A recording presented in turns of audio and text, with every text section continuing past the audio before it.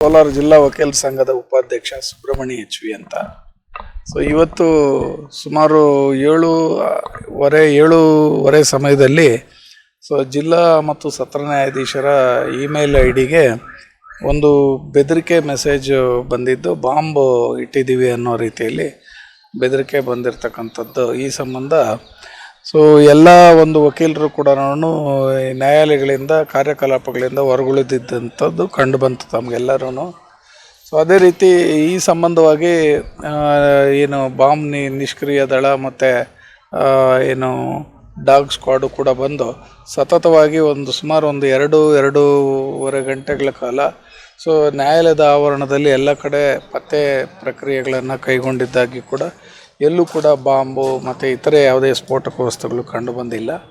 ಹಾಗಾಗಿ ಈಗ ಬಾಂಬ್ ನಿಷ್ಕ್ರಿಯ ದಳದವರು ಮತ್ತು ಡಾಗ್ ಸ್ಕ್ವಾಡ್ ಅವರು ಬಾಂಬ್ ಇಲ್ಲ ಅಂತ ಖಾತರಿಪಡಿಸಿದ ನಂತರ ಈಗ ಎಲ್ಲ ನ್ಯಾಯಾಲಯಗಳಲ್ಲೂ ಕೂಡ ನ್ಯಾಯಾಲಯದ ಕಾರ್ಯಕಲಾಪಗಳು ಪ್ರಕ್ರಿಯೆಗಳು ಕೈಗೊಂಡಿದ್ದಾರೆ.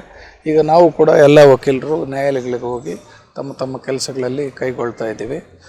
ಈ ಒಂದು ಬಾಂಬ್ ವಿಷಯಕ್ಕೆ ಸಂಬಂಧಪಟ್ಟಂತೆ ಈ ಮೊದಲೇ ಸುಮಾರು ದಿನಗಳ ಹಿಂದೆ ಜಿಲ್ಲಾಧಿಕಾರಿಗಳ ಕಚೇರಿಯಲ್ಲಿ ಕೂಡ ಮತ್ತು RTO ಕಡೆಗೆ ಇಂಥ ಕಡೆಗೆಲ್ಲ ಬಾಂಬ್ ಇಟ್ಟಿದ್ದೀವಿ ಅಂತ ಬೆದರಿಕೆ ಇವು ಬಂದಿದ್ದಾಗ್ಯೂ ಕೂಡ ಕೋಲಾರಲ್ಲಿ ಸ್ವಲ್ಪ ನಮ್ಮ ಅದಕ್ಕೆ ಸಂಬಂಧಪಟ್ಟಂಥ ಪ್ರಾಧಿಕಾರ ಕೂಡಲೇ ಅದಕ್ಕೆ ತನಿಖೆಯನ್ನು ಕೈಗೊಂಡು ಯಾರು ಇದರಲ್ಲಿ ಇಂಥ ಒಂದು ನೀಚ ಕೃತ್ಯಗಳಲ್ಲಿ ಕೈಗೊಳ್ತಾ ಇದ್ದಾರೆ, ಯಾರು ಇದರಲ್ಲಿ ಇನ್ವಾಲ್ವ್ಮೆಂಟ್ ಇದ್ದಾರೆ ಅಂತಕ್ಕಂಥದ್ದನ್ನು ಪತ್ತೆ ಹಚ್ಚಿ ಈ ಕೋಲಾರ ಜಿಲ್ಲಾ ಮತ್ತು ಜಿಲ್ಲಾ ಜನಸಾಮಾನ್ಯರು ಆತಂಕಕ್ಕೆ ಒಳಪಡುವಂಥದ್ದು ಕಷ್ಟಗಳಾಗ್ತಾಯಿದೆ, ಇವುಗಳನ್ನೆಲ್ಲ ಸ್ವಲ್ಪ ಸರಿಪಡಿಸುವಂಥ ಕೆಲಸಗಳನ್ನು ಮಾಡಬೇಕು ಅಂತ ಈ ಮೂಲಕ ನಾನು ಮನವಿ ಮಾಡಿಕೊಳ್ತಾ ಇದ್ದೇನೆ.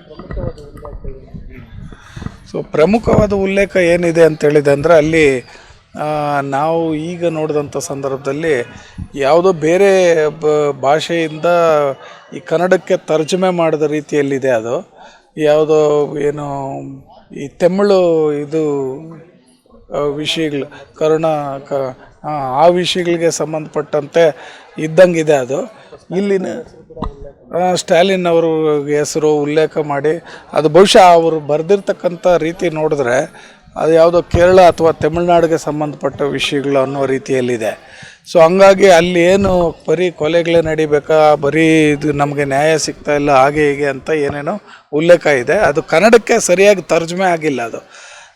ಹಂಗಾಗಿ ಅದು ಬೇರೆ ಭಾಷೆಯಲ್ಲಿದ್ದು ಕನ್ನಡಕ್ಕೆ AI ಏನೋ ಬಳಸ್ಕೊಂಡು ತರ್ಜುಮೆ ಮಾಡಿದ ರೀತಿಯಲ್ಲಿದೆ. ಹಂಗಾಗಿ ಆ ಒಂದು ಸೆಂಟೆನ್ಸ್ ಫಾರ್ಮೇಷನ್, ವಾಕ್ಯ ರಚನೆ ಮಾಡಿರ್ತಕ್ಕಂಥದ್ದು ಸರಿಯಾಗಿ ಅರ್ಥ ಆಗ್ತಾ ಇಲ್ಲ, ಅವ್ರು ಏನನ್ನು ಹೇಳಕ್ಕೆ ಹೊರಟಿದ್ದಾರೆ ಅನ್ನೋ ರೀತಿಯಲ್ಲಿದೆ. ಅದು ಅಲ್ಲ, KGFಗೆ ಹೋಗ್ಬೇಕು, ಎಲ್ಲಿಗೆ ಅವ್ರು ಎಲ್ಲಿ ಮಾಡಬೇಕು ಅಂತ ಇದ್ದಾರೋ ಗೊತ್ತಿಲ್ಲ, ಸರಿಯಾಗಿ ಗೊತ್ತಿಲ್ಲ, ಅದು ಸರಿಯಾದ ಮಾಹಿತಿ ಇಲ್ಲ. ಬಟ್ ಕೋಲಾರ ಅಂತ ಉಲ್ಲೇಖ ಮಾಡಿದ್ದಾರೆ, ಕೋಲಾರ ಜಿಲ್ಲಾ ಮತ್ತು ಸತ್ರ ನ್ಯಾಯಾಧೀಶರು ಅಂತ. ಕೋಲಾರ ನ್ಯಾಯಾಲಯ ಅಂತಲೇ ಉಲ್ಲೇಖ ಮಾಡಿದ್ದಾರೆ ಅದರಲ್ಲಿ. ಹಂಗಾಗಿ ಈ ಮೂಲಕ ನಾನು ಎಲ್ಲ ವಕೀಲರ ಪರವಾಗಿ ಮತ್ತು ನಮ್ಮ ನ್ಯಾಯಾಂಗದ ಪರವಾಗಿ ನಾನು ಕೇಳ್ಕೊಳ್ಳೋದೇನು ಅಂತೇಳಿದೆ ಅಂದರೆ, ಇದಕ್ಕೆ ಸಂಬಂಧಪಟ್ಟಂಥ ಪ್ರಾಧಿಕಾರ ಅದಕ್ಕೆ ಕೂಡಲೇ ಕ್ರಮ ಜರುಗಿಸ್ಬೇಕು.